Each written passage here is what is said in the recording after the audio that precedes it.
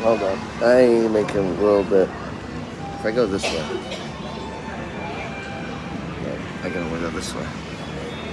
Orientation is locked. That ain't too inclusive. Good morning. Welcome to TASG Post Shift Live.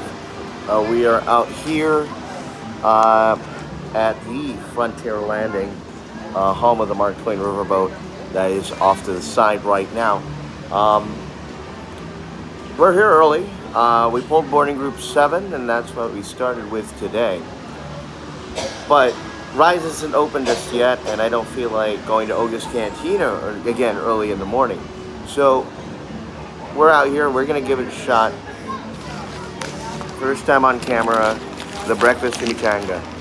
No, this is the one with meat and eggs, and let me tell you, I had this a couple weeks ago, and immediately it became one of my instant favorite food items here. I never had a chimichanga before, and even then, the legendary breakfast chimichanga, which is only available for the first 3 hours, mind you, between 8 and 11. So if the park opens at 9, you're shit on luck. But this looks super golden, like a puff pastry or something. It's really good. I don't know what it is. So I had it last week. I had a good time that I had to review it on camera. We'll be going live a little bit more as we head into December for the Festival of Holidays that begins this Friday on Disney Plus Day, November 12th. So it's huge stuff, and then we're also going live for the TASG Watch Party come Thursday night at 11:50, featuring the Boba Fett documentary special as part of Disney Plus Day. So that's going to be this Thursday, but we are here in the park on a fine, lovely Tuesday morning, live here from Frontier Landing. Good.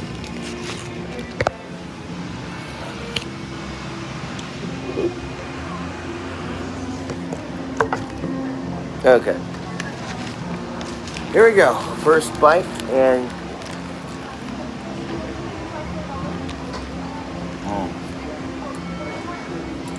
I've got potatoes too.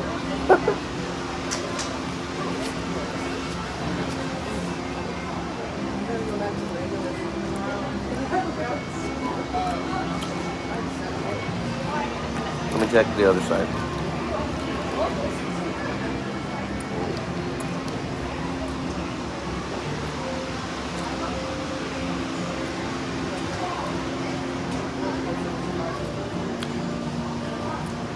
If this was Austin, Texas, this would be a great breakfast burrito.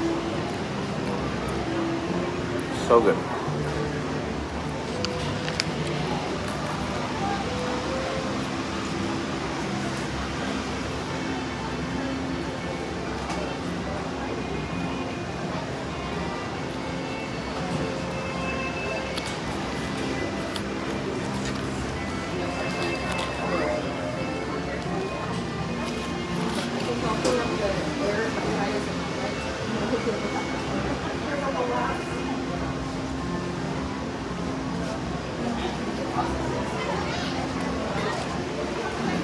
So the breakfast chimichanga was $7. Comes in 2 varieties. This is the meat version, and then there's another one that has veggies. So it's cauliflower, which is still pretty good. Cauliflower, I think onions as well. God.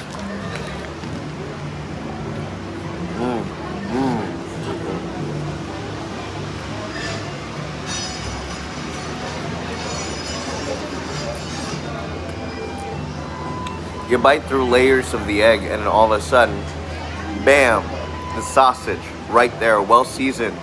Well, oh my God, that's good.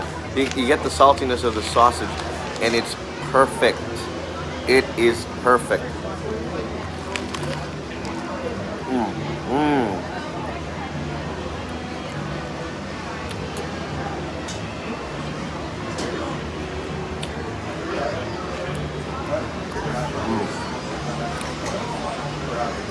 The eggs soft, creamy. Trying to think if there's cheese in here. It's textured like it has cheese, but it doesn't seem like there is.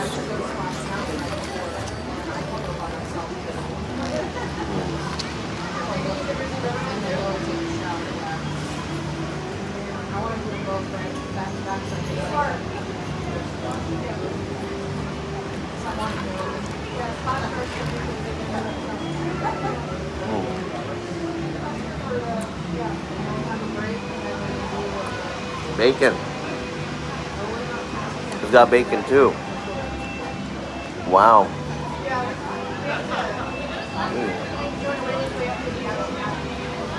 That's really good. So yeah, the holiday season begins on Friday. Disney Plus Day as well on Friday. Apparently, you can get 30 minutes. You can get into the park 30 minutes earlier if you're a Disney Plus subscriber. The big thing about that is that the park already opens at 7:30, at least the Main Street part before rope drop. So are they letting people in with Disney Plus subscribers in at 7 a.m.? Or is it you can already get past the, like a magic morning, early magic hour where you can go in past the rope drop point if you're a Disney Plus subscriber at 7:30. Instructions unclear, and you might misunderstand the assignment. That being said, I am blocked out. Not blocked out, but there's no more reservations already for that day. I've been trying so hard to get that because they got all these limited time, one day only photo ops. And those photo ops, you know, you got one with Grogu. Oh my gosh. And, you know, we're going into Mandalorian Season 3 next year. Book of Boba Fett coming up in December. I would have just loved to have been be a part of it, get my photos for the photo ops, etc., etc.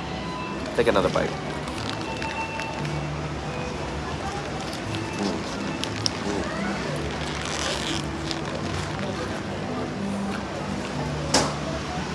I feel like the way that the eggs are cooked,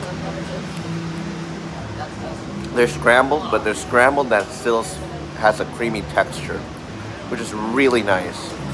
Because then it's like your eggs are slightly runny, but not runny to the point where you're afraid that it's raw. So it's a perfect balance, and it's very soft, and it's very nice, and it's very good.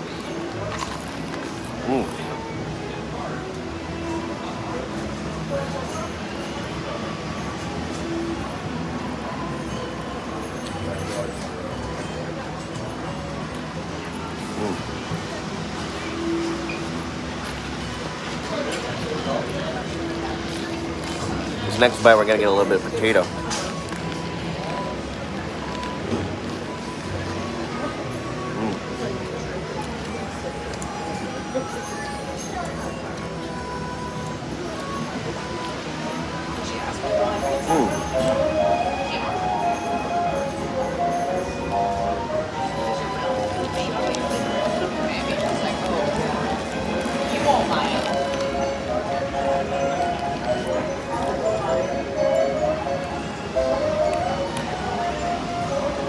I'm convinced that's cheese.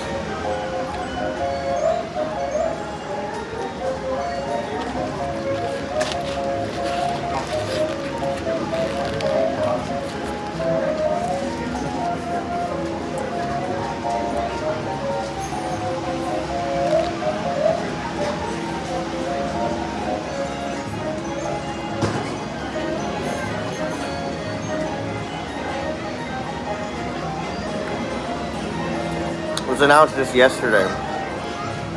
No, yeah, it was just yesterday. 13 Marvel movies will have the IMAX format on Disney Plus. And I'm like, so you went from Dolby Vision, HDR10, to IMAX, and that's crazy insane, man.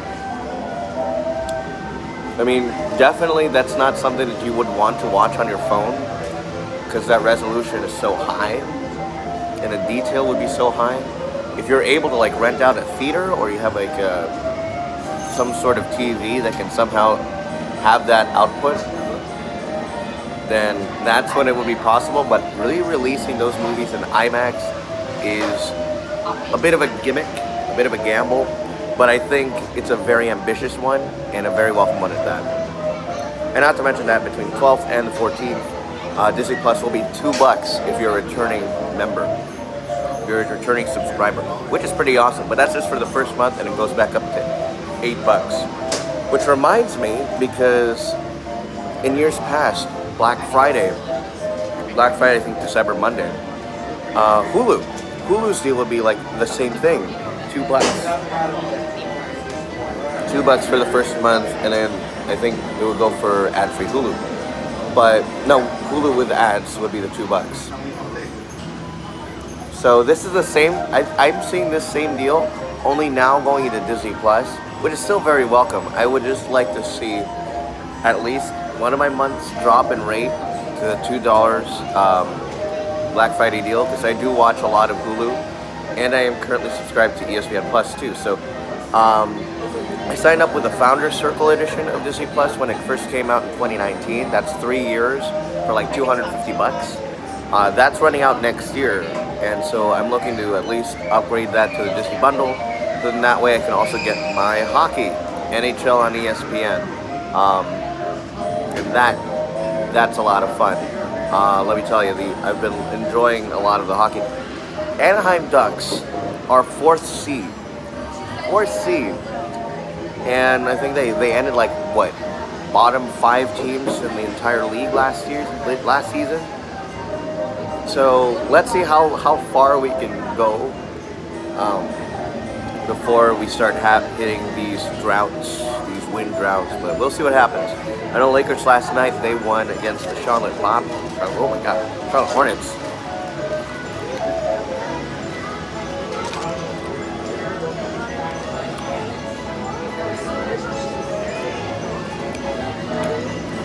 I was watching that game at work on my break, and so the game was tied.